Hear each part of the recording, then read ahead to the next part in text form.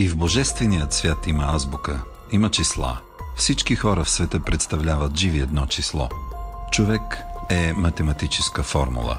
Той е направен само от числа. Когато приведем тези числа в букви, ще разберем смисъла на живота, ще разберем как трябва да се живее и какво е написала природата. За да бъде човек щастлив, той трябва да разбира науката на числата, върху която е съграден целият космос. Всички прояви, които се забелязват в светлината и тъмнината, се дължат на отношението между числата. Всички групирания, всички съединения и разединения между народите се дължат на отношенията между числата. Тези думи учителят споделя с идеята да се научим да разчитаме правилно посланията, които могат да отговорят на въпросите, задавани от хилядолетия.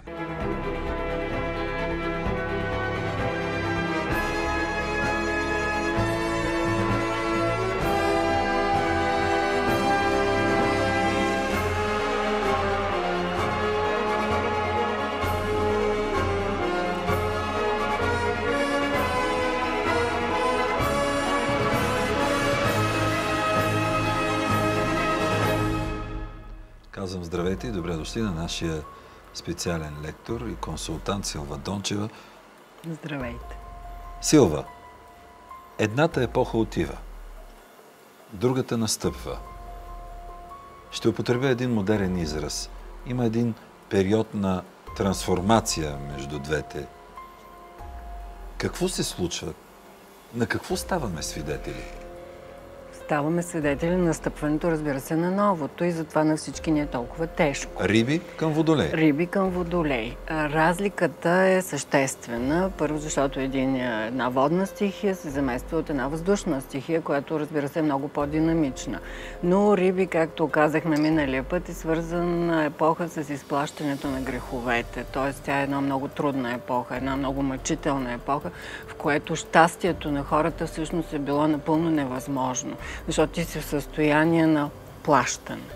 Когато идва вече новата епоха и тя за нас е щастие въведена точно в България преди приблизително 100 години в периода между 1910-1914 година от учителя Петър Дънов, се въвежда друг ключов елемент. Епоха на Водолей значи едно единствено нещо, главно – свобода. Тоест ти си изплатил кърмичните си задължения, изплатил си греховете и бавно навлизаш в епоха, когато ти можеш да сбъднеш своите мечти и желания и можеш да се освободиш. Т.е. можеш да достигнеш истинското си предназначение на разумен човек. Каза нещо, което мина покрай слуха ми. Моля те да ни поясниш. Учителя Петър Дънов въвежда. Какво означава това? На 2000 години понякога, когато идва голям учител от ранга на Христос, се въвежда епоха от хиляди години и за да бъде тя въведена и за да бъдат извършени мистериите и за да бъдат дадени новите правила и новите учения, винаги Бог изпраща голям учител. Последният голям учител, който е бил изпратен, за да въведе новата епоха на Водолей, е учителя Бенса Доно, известен като Петър Дънов. Но всъщност това е аватар на Бенса Доно. И това се случва в България. Как да тълкувам всичко това? Понякога човешкото съзнание не може да приеме всичко това, което му се случва. Как да го тълкуваме? Тази разлика. А всъщност ние вече свободни ли сме? Не продължава ли тази епоха, така наречения период на трансформация 100-200 години? Разбира се, период на трансформация даже е по-дълъг, тъй като така или иначе чисто астрономически съзвездие Риби се приплита със съзвездие Водолей за около 400 години, ако го гледаме от нивото на пролетната равноденствена точка, така че ние още дълъг период имаме да живеем в Риби и да настъпва епохата на Водолей. Приблизително още 2-3 века ще бъдем на този преход, така че нищо ново още не се е установило решително. Но така или иначе вече сме в новите реалности и всеки може да си сложи ръка на сърцето и да каже от 100 години наистина света е съвършено друг. И това не е случайно. Просто има съвършено нови влияния и съвършено нов свят, който настъпва с изключително мощни сили и където основната, ключовия момент е свобода. Но тук, когато се говори за свобода, трябва да се има предвид, че свободата има винаги на земята, всичко е плюс и минус.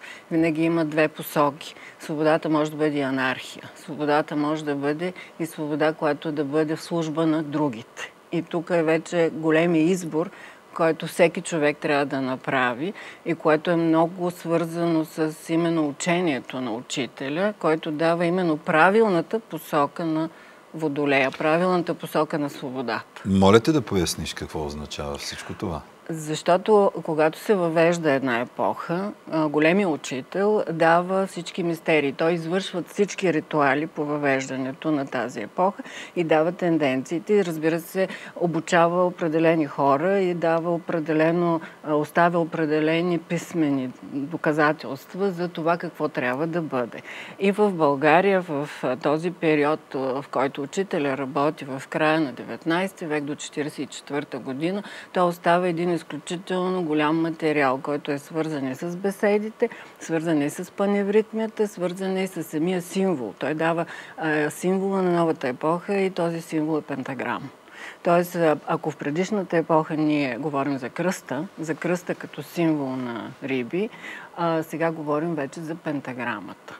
И пентаграмата е въведена точно като символ. И не случайно, ако се огледаме, той е един масов символ, който съществува през 20 век. Но в самата пентаграма има много особености, които показват, че тя като символ на свободата, тя в астрологията, защото когато говорим за Водолей, това е астрологическа епоха, а в астрологията символ на пентаграма е така наречената конфигурация Венец.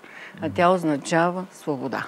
Тоест, вижте, нещата са така много силно преплетени символично. А къде бихме между могли да видим тази? Между влиянията и между това, което реално се случва. Благодаря. Да. Отговори на въпроса ми. Да, защото дори да погледнем американското знаме, върху него има 50 петолъчки. Доскоро това беше един от символите на България. А в много от знамената по света също съществува петолъчката и то на водещи държави. Други все още са с кръста. Тоест, ето, непрекъснато този преход. Но в самата пентаграма тя е много сложен символ. Тя самата излъчва свобода. И не случайно финализирането на танца на паневритмията завършва с пентаграм, където самия пентаграм той се играе на живо, той се играе от хора. Има съответния текст и съответната мелодия. И когато хората запеят пентаграм, те пеят за свобода. Но това не е свободата, която можем така да сравним с петолъчката на комунизма.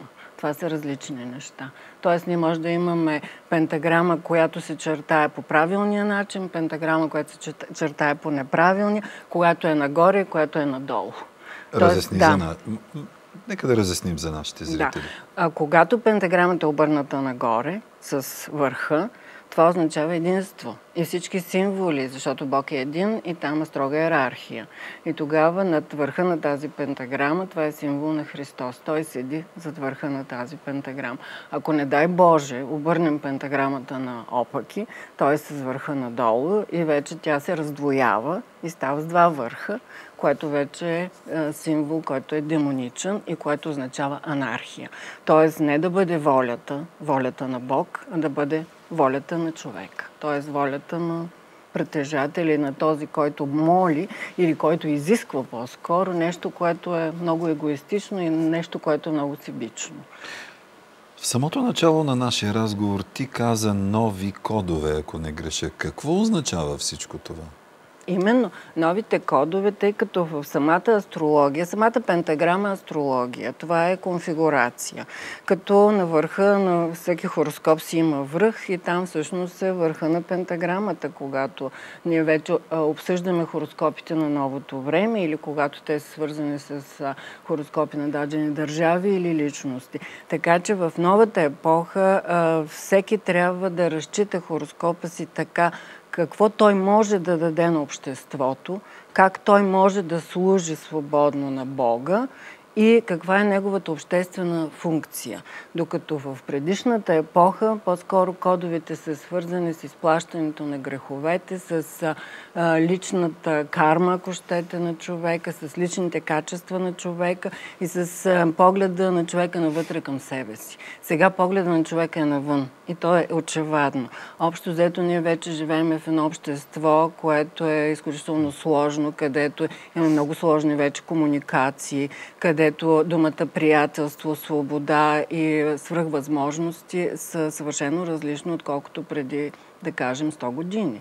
Света е коренно различен и се вижда, че наистина, когато астрологията, всъщност съвсем чисто астрономически, съзвездие Риби се е сменило с съзвездие Водолей, настъпват такива грандиозни промени, дори климатични промени. Всичко това е свързано с абсолютно всяка сфера на живота. Да, бих искал да кажеш в твоята практика на водещ астролог, какво забелязваш като промени? Кои са основните фактори, които с просто око могат да потвърдят всичко това, което казваш? Освен климатичните промени, за които говори току-що. Всеки човек, главно той вече се интересува много, изключително много своята реализация в социума. Всеки човек се интересува много повече от това какво се случва около него. Сякаш личният живот не е чак толкова важен. Нали? Това е голямата разлика. Хората питат за личните си проблеми, но са изключително ангажирани с обществените проблеми и са готови да работят или за тях, дори за много от хората. Сега, дали за съжаление, дали за радост, дори личният живот въобще отсъства. И те дори не искат, нали, това са вече тенденциите, които са за голямо обсъждане, може би, от психолозите. Те предпочитат да работят, а не да създават семейства или да имат деца. И това особено видимо в бялата раса, където всъщност това надграждане или където е водещата част от човечеството, където се чувстват най-силно тези влияния. Тоест, хората стават все по-социални и все по-малко се вглеждат в самите себе си, в рода си, в семейството си, в личните си отношения. За тях успеха, популярността им, работата, професионалните успехи, парите излизат на много по-предно място. Дали това бих казала, че отрицателната страна на епохата, разбира се, но и в тази посока има тенденции. Да не говорим за новите технологии. Всеки започва да живее, особено новите поколения, започва да живеят в интернет, което пак е проблем и е действително но това е в тази посока. Видимата страна на Водолей, така ли? Да. Видимата Водолей управлява високотехнологичните. Всичко, което е високотехнологично, постиженията в физиката, постиженията в енергетиката, постиженията в комуникациите, медиите. Всичко това се случва от 100 години. Това е факт и това е свързано с самото съзвездие. Всъщност това съзвездие в вселенския организъм управлява точно науката и управлява точно интелекта на Вселената. А как това кореспондира с Новия Завет? В Новия Завет е свързан с епоха на Риби главно. И там кодовете са много по-свързани с Риби. Докато следващия завет е завета на цветните лъчи, който учителя 12-та година пише в Арбанаси, в България, и той вече е с кодовете на Водолея и е свързан с събуждането точно на способностите, на интелектуалните способности на хората и възможностите да постигнат свобода и да постигнат мечтите и желанията си. Но тук винаги има голямото но на пентаграмата, защото в София, където е градинката на учителя, има два надписа. Бог е любов е първия надпис. Т.е. тук има доста голямо смекчение в сравнение с Стария Завет, дори с Новия Завет, където нещата стават много по-умекотени. Контрол на човечеството става много по-мек. И втория символ там е точно пентаграмата в кръг, в която е изписано: в изпълнение волята на Бог е силата на човешката душа. Всъщност това е мотото на Водолея. И трябва много добре всеки да реши до каква степен той ще изпълнява волята на Бог, дали ще служи, за да получи свободата си, или ще бъде неговата воля, т.е. на човека, и тогава той може да се погуби и сам да си изкопае гроб. Как да разчитаме волята на Бог, ти предлагам да поговорим веднага след паузата.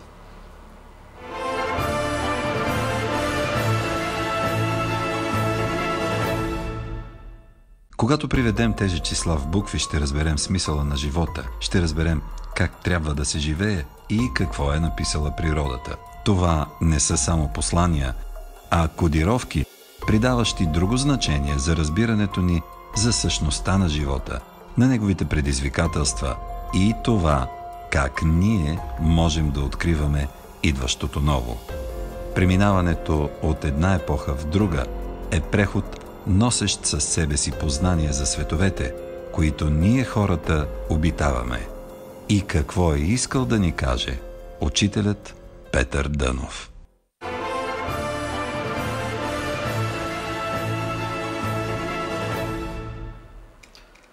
Силва Дончева, след паузата отново.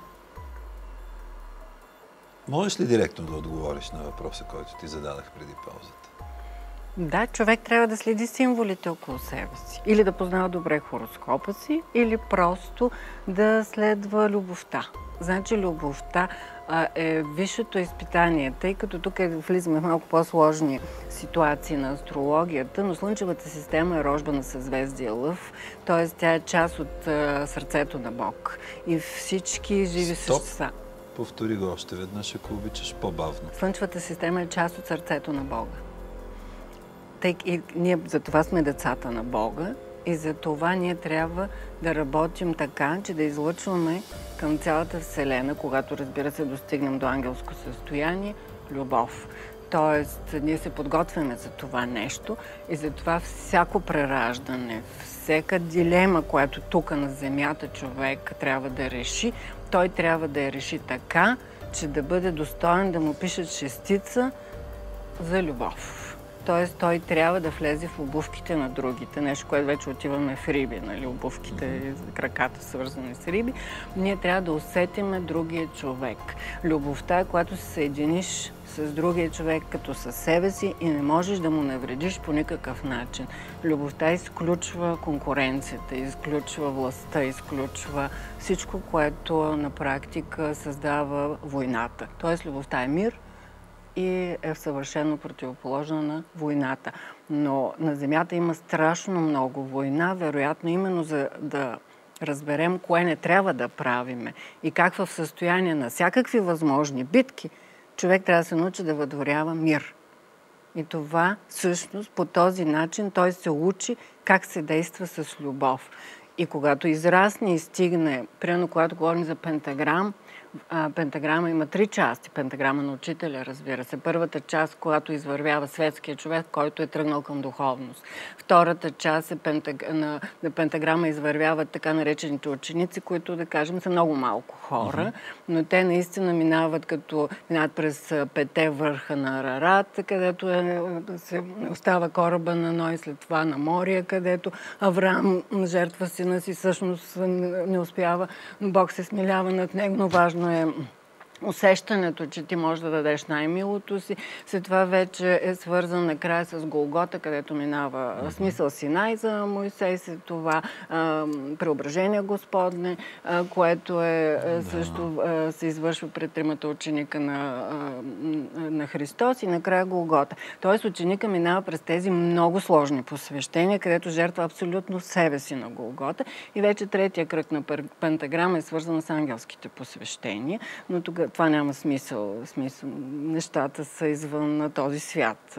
Много малко хора стигат до това ниво. И на практика тогава, когато стигнеш до света, светих на пентаграмата, където е пентагона обърнат надолу и значи война, ти чак тогава, бидейки в ангелско състояние, можеш да овладееш войната и да стигнеш до мира, т.е. ти да можеш да кажеш: аз мога да работя с любов във всяка ситуация. Тоест, аз мога да овладея всичко. И затова са тези грозни изпитания, които човечеството има от буквално от 18 милиона години, откакто казват, че хората са на Земята и еволюират все напред и все напред. Този цивилизационен процес в крайна сметка до какво ще доведе? В момента сме в много началото на епоха на Водолей, най-малко 3000 години. Опитвам се да видя как би разсъждавала напред във времето. Какви картини имаш в главата си? За съжаление, картините в момента не са много розови, тъй като човечеството в момента мисля, че не осъзнава точно какво се случва. Общо взето се опитваме да развиваме не собствените си сили, а по-скоро да стъпим върху технологиите, но вероятно това също си има своя смисъл да вървиш от по-елементарното към по-висшето, но така или иначе една част от човечеството вървят към изграждане на изключителни умения, да овладяват своето тяло, така че да могат след това да са полезни на системата. Целта на човешкия живот е, щастието не може да бъде самоцел. Щастието, когато другите са щастливи. Любовта означава, аз мога да съм добре, само ако другите са добре. Никой сам по себе си, той става ракова клетка, ако реши да е самодоволен. Но нова кодировка не означава ли ново съзнание? То ще се случи. Но при Водолея също има една такава, това е много голяма тема. При Водолея винаги има опасността някои хора да паднат до много ниски нива, други да се издигнат до много високи. Водолея е въздушен знак, изключително динамичен, свързан е с необходимостта човек да се адаптира с почти светлинна скорост, да учи непрекъснато, да е много гъвкав, да е много умен. Глупаците или хората, които разчитат нещата просто така да им се случват, за съжаление, могат да пропаднат и да трябва да извървяват много по-дълъг път.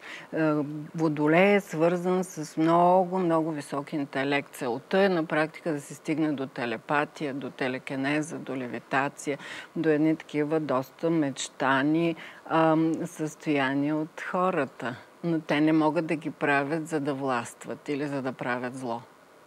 Просто там е или обърнатата пентаграма, или изправената пентаграма. Това е голямата дилема на Водолея.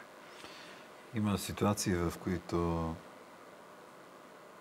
ми се иска да звънна на един специален номер и да ми дадат кодовете за телепортация, например. За телепатия може би не бих ги поискал все още, защото най-вероятно мислите, които бих чул в отсрещните, няма да са точно тези, които ми се иска да чуя.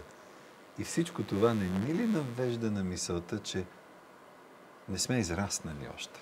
Разбира се. Може би ние ще стигнем до там, за където аз говоря след много стотици хиляди години. Тоест в, може би, някоя друга епоха на Водолей, тъй като те се сменят през 25-6 хиляди години.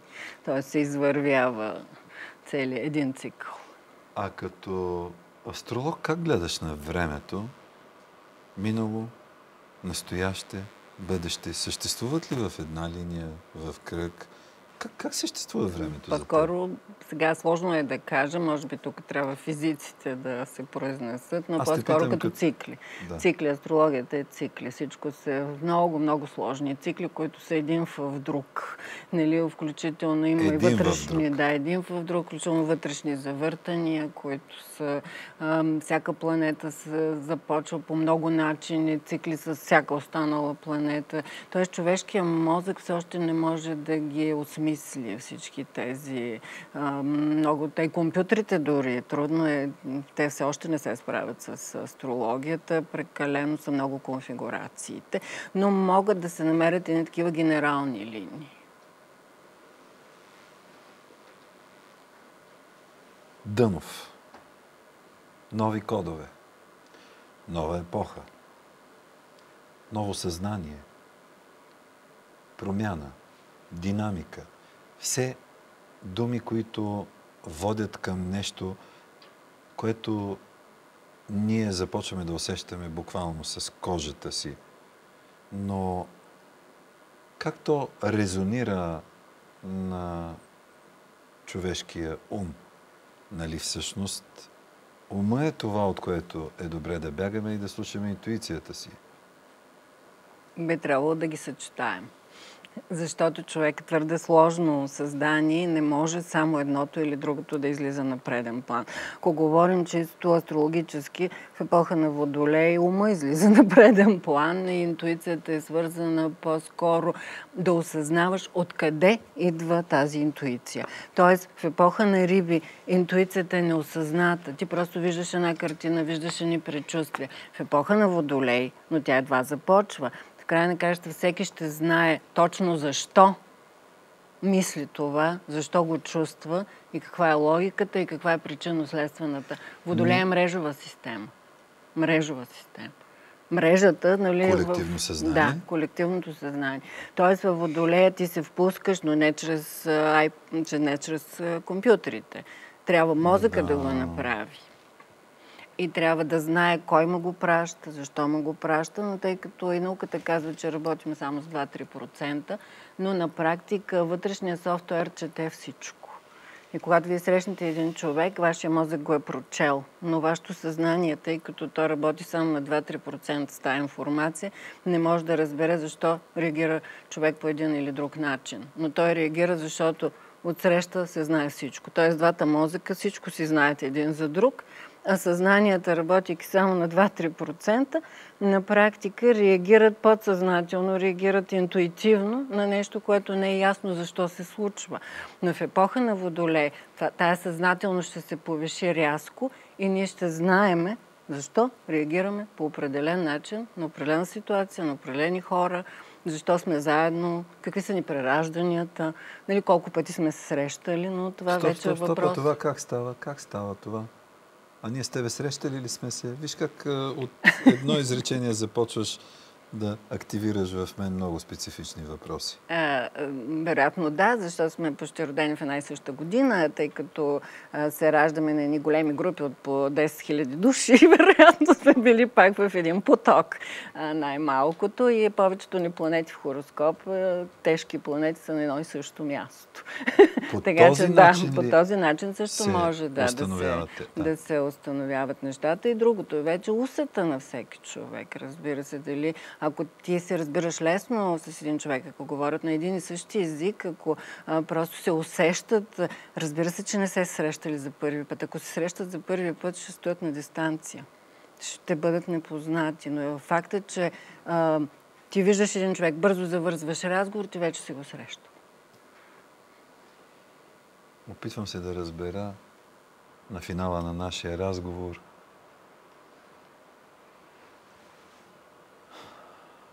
добре, нека да е такава провокацията. А какво след ерата на Водолея? След ерата на Водолея една част ще са се освободили. Малка част. Тоест, те ще се достигнали едно състояние на ученичество или дори на ангелско съзнание. Друга, за съжаление, няма да успеят да преминат. Защото това е така една друга информация. Слънчевата система в момента се движи към много високи светове по своята обиколка около галактическия център и самата Земя се променя, всички планети ще се променят. И всъщност, но само Господ знае кога това ще стане, както е казано, ще има голяма промяна на самата планета. И ще има нещо като тест. Кой е бил с любовта и кой не е бил с любовта. Тоест, ние непрекъснато се явяваме на изпити. Това е добре всеки да го знае. И непрекъснато се пишат оценки. И в един момент идва един генерален изпит, където става преход към друго съзнание и към друго състояние на материята. И тогава не всички преминават. Така да приключи нашата среща. Благодаря ти за участието. И аз благодаря.